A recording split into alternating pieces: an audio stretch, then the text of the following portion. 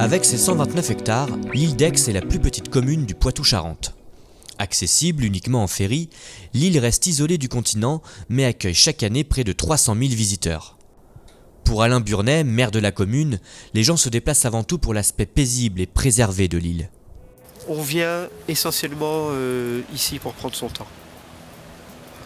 Et je crois qu'on se laissera porter un petit peu par l'ambiance de l'île.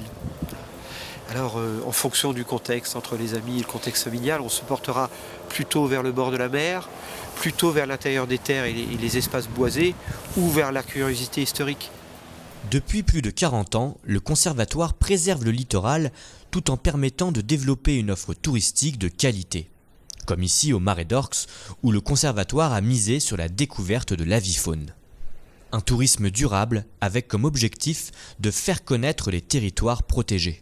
Ça veut dire que ces sites, qui sont des sites magnifiques, ils attirent nos concitoyens.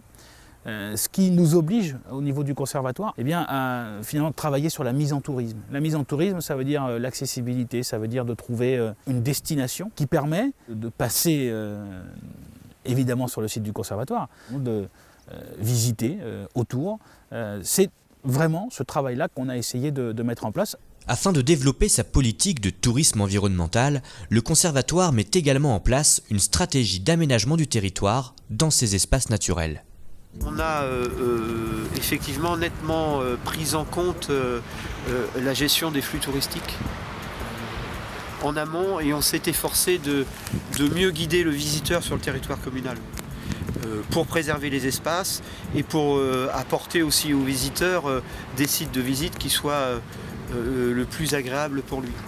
C'est-à-dire qu'on va le guider à travers des aménagements que sont des sentiers piétons ou cyclables, à travers des aménagements aussi où des espaces dunaires vont être totalement interdits à la fréquentation, qu'elle soit piétonne ou cycliste, mais aussi avec des espaces forestiers où on la réserve uniquement à la circulation piétonne. Avec un tiers des nuitées touristiques et 7 millions de lits disponibles, le littoral est la première destination touristique de France. Au total, ce sont plus de 40 millions de visiteurs qui fréquentent chaque année les sites du Conservatoire du littoral.